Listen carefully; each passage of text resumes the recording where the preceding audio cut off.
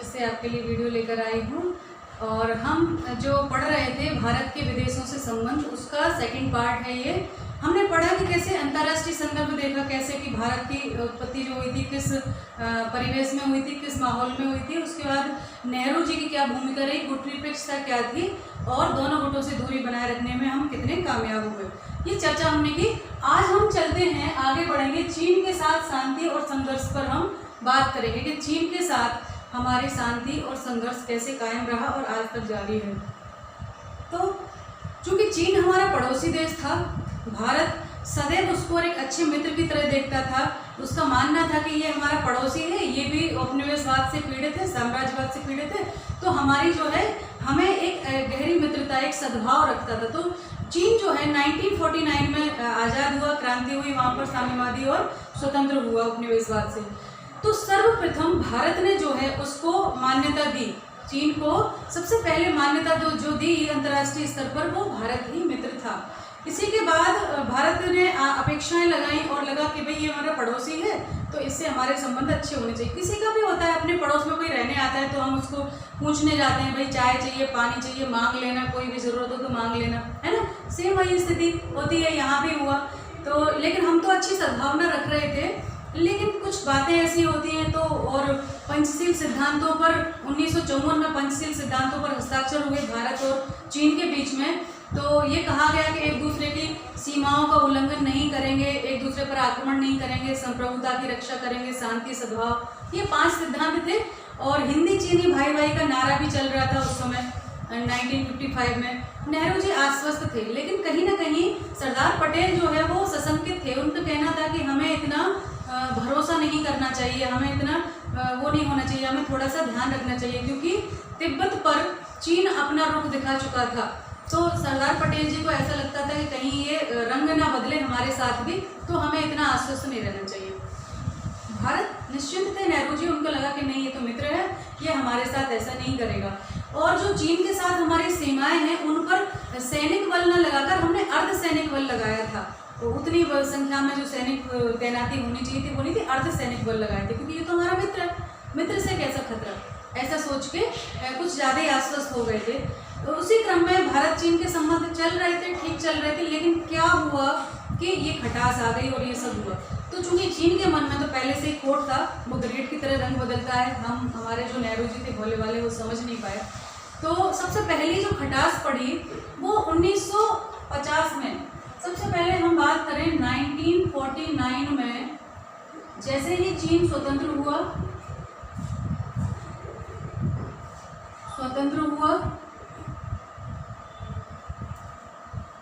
तो क्या हुआ, जैसे ही ये स्वतंत्र हुआ तो भारत ने इसको सर्वप्रथम मान्यता दी, है ना।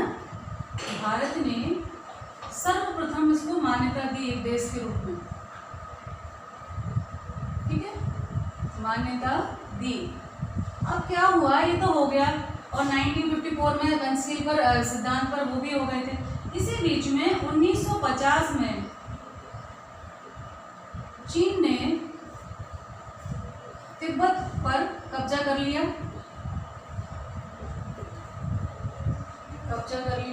ठीक है, नियंत्रण कर लिया या कब्जा कर लिया, एक ही बात है, ठीक है। तो जो नेता थे चीन उसने तिब्बत पर आक्रमण किया, तो वहाँ जो है विद्रोह शुरू हो गए, ठीक। और इसी समय 1954 में 56 में जो है चीनी वो थे हमारे नेता, उनके नेता थे चाओ एन लाई करके कोई थे। तो 1956 में यहाँ तो अपने पंचशील पर हस्ताक्षर हुए, 1950 में पंचशील पर हस्ताक्षर हुए। इसका अर्थ था, उनको ये लगा कि भारत चीन पर जो हस्तगत किया है, हमने हस्तक्षेप किया है, उसके सहमत है, क्योंकि पंचशील पे आपने हस्ताक्षर किए। तो चीन का ऐसा मानना था कि भारत ने इसको स्वीकृति दे दी है, किसको, चीन तिब्बत के हस्तक्षेप को, है ना, हस्तगत जो किया था, हस्ताक्षर हुए यहाँ पर, ना। और 1956 में चीन के शासनाध्यक्ष भारत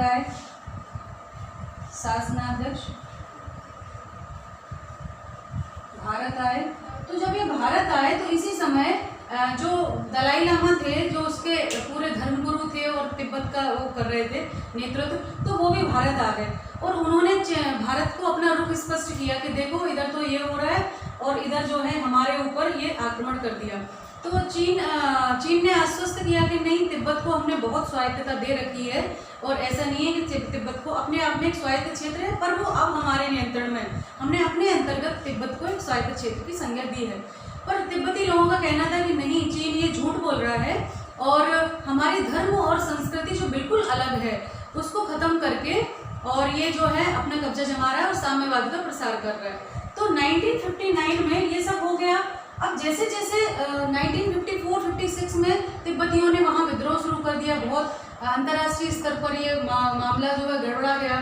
जैसे जैसे चीन का वहाँ वो बढ़ रहा था, वो उसको कुचल रहे थे, तो भारत की बेचैनी बढ़ने लगी। भारत को लगा कि जब ये इसके साथ ऐसा कर सकता है तो ये हमारा मित्र कैसे हो सकता है ना। इसी क्रम में 1959 में दलाई लामा ने जो है शरण मांगी, भारत से शरण मांगी, है ना। भारत से इन्होंने शरण मांगी थी कि हम आपके शरणागत हो रहे हैं और भारत ने स्वीकृति दे दी। भारत ने स्वीकृति दे दी। अब क्या हुआ, जब ये स्वीकृति दे दी और दलाई लामा भारत आ गए तो चीन को लगा कि ये तो भारत हमारे मामलों में हस्तक्षेप कर रहा है, कहीं ना कहीं तिब्बत के लोगों को उकसाने का काम कर रहा है और ये तो शत्रुता का हमसे मित्र कहता है शत्रुता। तो उसने वहीं से कहीं ना कहीं खटास पड़ गई और दोनों के बीच में, और यहाँ से शत्रुता हमारी आरंभ हुई। अब चीन मौके ढूंढने लगा कि कैसे, चूंकि भारत तिब्बत अपने आप में छोटा सा देश था, बफर स्टेट है वो भारत और चीन के बीच में जो एक सीमाएं तय करता था, लेकिन जब उस पर खतरा हो गया तो भारत को थोड़ी शंका हुई। वहाँ जो स्थितियाँ चल रही थी, क्योंकि भारत सभी के संप्रभुता की, स्वाभिमान की और स्वतंत्रता की रक्षा करता है, ऐसी पैरोकार करते हैं, तो इसलिए भारत ने चीन के इस कार्य की भर्त्सना की, है ना, और उनको सपोर्ट किया। अब इसी क्रम में अब चीन को लगा, कोई मौके ढूंढने लगा कि भाई कैसे करके हम इनको मजा चखाएं, कैसे करके इनको सबक सिखाएं कि ये यहाँ पर हस्तक्षेप करना बंद कर दें। तो इसी क्रम में सीमा विवाद उठा दिया उसने, सीमा भारत और चीन के बीच सीमा विवाद उठा, और ये पश्चिमी और पूर्वी छोर पर था। एक तरफ तो कश्मीर की लद्दाख में अक्साई चिन्ह पर वो अपना कब्जा बताता है, पश्चिमी और पूर्वी छोर पर, पश्चिमी एवं पूर्वी छोर पर सीमा विवाद गहरा है भारत और चीन के बीच, ठीक है, गहरा है। अब भारत का कहना था कि चूंकि पहले ही जो अंग्रेजों के टाइम में ही हमारी सीमाएं फिक्स हो गई हैं, फिर अब ये सब बातें करने का क्या अर्थ है, पहले ही सीमाएं फिक्स हो गई। तो चीन का कहना था कि नहीं, उस समय चूंकि भारत भी स्वतंत्र नहीं था और चीन भी स्वतंत्र नहीं था, तो अंग्रेजों द्वारा जो सीमाएं तय गई हैं उन सीमाओं को हम नहीं मानते हैं। तो वो क्या, जम्मू कश्मीर के लद्दाख क्षेत्र में, लद्दाख के अक्साई चिन्ह में, आज भी यहाँ पर विवाद होता रहता है ना, लद्दाख के अक्साई चिन्ह पर अपना नियंत्रण बताता है ये, है ना, अपना नियंत्रण। और उसके अलावा उत्तर पूर्व में अरुणाचल प्रदेश को ये अपना हिस्सा बताता है, अरुणाचल प्रदेश को, प्रदेश के बड़े भाग पर ये अपना कब्जा बताता है ना, कब्जा बता रहा है। अब क्या हुआ, कब्जा बताया। अब इन सेनाओं में आपस में वो चलने लगी, है ना, सेनाओं में आपस में जो वहाँ सीमा पर सैनिक तैनात थे उनके बीच में झड़पें होने लगी, होती हैं कि भाई तुम इधर कैसे आ गए, उनने दोनों में आपस में लड़ाई हुई, तो दोनों में झड़पें चलने लगी। तो फिर बड़े पैमाने पर उस समय अंतर्राष्ट्रीय परिदृश्य में आप देखना, पहली वाली बुक में था 1962 में विश्व जो है तृतीय विश्व युद्ध के मुहाने पर आकर खड़ा हो गया था, क्योंकि क्यूबा संकट चल रहा था। क्यूबा के मुद्दे पर सोवियत संघ और अमेरिका एक दूसरे के आमने सामने आ गए थे। जब वो चल रहा था ठीक उसी समय 1962 में चीन ने भारत पर आक्रमण कर दिया। 1962 में व्यापक स्तर पर, है ना, व्यापक स्तर पर हमला कर दिया, ठीक है। तो जब हमला कर दिया तो भारत इसके लिए तैयार नहीं था, उनको लग रहा था ठीक है बातचीत चल रही है, कोई ऐसी बात नहीं है, सुलझा ली जाएगी, लेकिन ऐसा नहीं हुआ। तो बड़े व्यापक स्तर पर हमला हुआ था, हम तैयार नहीं थे। सोवियत संघ भी उस समय युद्ध में था, अमेरिका भी युद्ध में था, अंतर्राष्ट्रीय स्तर पर अलग परिस्थितियां चल रही थी। ऐसे में चूंकि यहाँ तो फिर भी लद्दाख में तो फिर भी भारतीय सैनिक जो है उनको रोकने में सक्षम हुए, क्योंकि परिस्थितियाँ ऐसी थी। लेकिन पूर्वी भाग में अरुणाचल प्रदेश वाला जो भाग था, वहाँ बहुत बड़ी संख्या में जो चीनी सैनिक थे वो असम तक आकर खड़े हो गए, और ये बहुत चिंताजनक था। बहुत दूर तक जाकर वो खड़े हो गए। हमले का दूसरा चरण उन्होंने नवंबर में शुरू किया था, और असम तक वो आकर खड़े हो गए थे, पूर्व तक आकर। हमारी बहुत क्षति हुई थी, हमारे मान सम्मान को उसकी हानि हुई थी। हालांकि उस समय क्या था, अरुणाचल प्रदेश स्वतंत्र नहीं था, एक राज्य नहीं था। अरुणाचल प्रदेश को उस समय किस नाम से जाना जाता था? नेफा के नाम से जाना जाता था। अरुणाचल प्रदेश को नेफा के नाम से जाना जाता था, यानी उत्तर पूर्व के जो हमारे क्षेत्र थे वो कहीं ना कहीं कटे हुए थे, है ना, एक तरह से। तो भारत को ये चिंता सताने लगी कि कहीं ऐसा नहीं हो कि ये चीन में चले जाएं, क्योंकि उनकी एक दूसरे से लगे हैं। तो भाषा संस्कृति आपने देखा होगा, उत्तर पूर्व के जो हमारे भारतीय भाई हैं उनकी जो चेहरा मोहरा है, बनावट है, उसमें भी अंतर है, वो उन लोगों से मिलता जुलता है। उनकी भाषा मिलती होगी, संस्कृति भी कहीं ना कहीं। तो अब ये डर सताने लगा था कि कहीं ऐसा नहीं हो कि ये भाग कटकर, क्योंकि पहले ही चीन वहाँ तक पहुँच चुका है, तो चला जाए। हालांकि चीन ने अपनी सीमाएं, अपने सैनिक वापस लौटा लिए, जो युद्ध से पहले जहाँ थे वहीं उन्होंने यथास्थिति कर ली। इस युद्ध का उद्देश्य चीन का था कि भारत को जो है सम्मान को ठेस पहुंचाना, उसकी जो अंतर्राष्ट्रीय छवि है उसको धूमिल करना, उसको हानि पहुंचाना। तो बहुत हुतु हुई थी, बहुत सारी परिस्थितियां बनी थी। जो हमारे सेनाध्यक्ष पदों पर थे उन्होंने या तो अपना त्यागपत्र दे दिया था या वो छुट्टी पर चले गए थे। जो कृष्ण मेनन थे, उस समय रक्षा मंत्री थे, वो उनको भी काफ़ी वो कुछ झेलना पड़ा था, और सदन में अविश्वास प्रस्ताव भी लाया गया था कि भाई ये सरकार हमारी रक्षा करने में सफल नहीं हुई है। तो बहुत सारी चीज़ें हुई थी, अंतर्राष्ट्रीय स्तर पर हमें बहुत धक्का लगा था हमारी छवि को।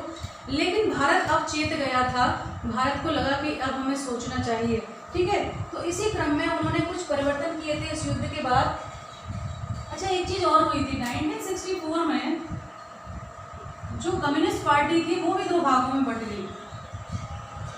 कम्युनिस्ट पार्टी दो भागों में बट गई थी। एक तो वो थे जो चीन का समर्थन कर रहे थे, बट गई। एक लोग वो थे जो चीन का समर्थन कर रहे थे, उन्होंने एक अलग पार्टी बनाई, और वो एक ने अलग पार्टी। आज भी दोनों पार्टियां अपनी अपनी जगह पर काम कर रही हैं। तो ये सब घटनाक्रम चला। इसी बीच में उसको नागालैंड को एक प्रदेश बनाया, अरुणाचल को प्रदेश बनाया।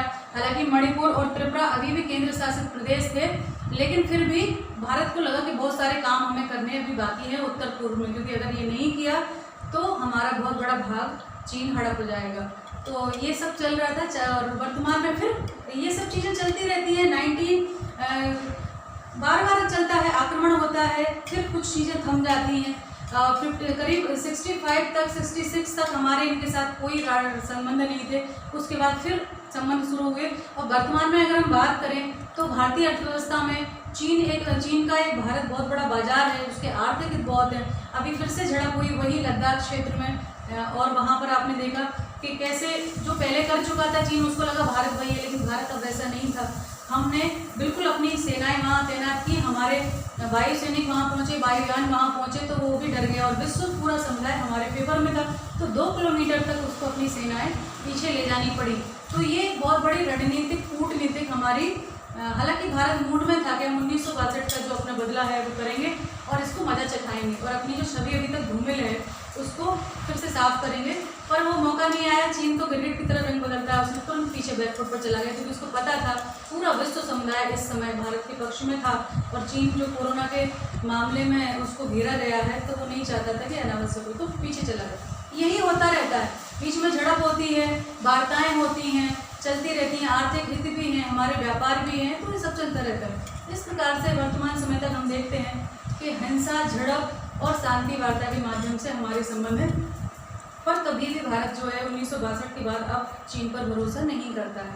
तो ये मैं वीडियो यहीं समाप्त करती हूँ। ध्यान रखना, अपने पढ़ाई करते रहना। नमस्ते सभी।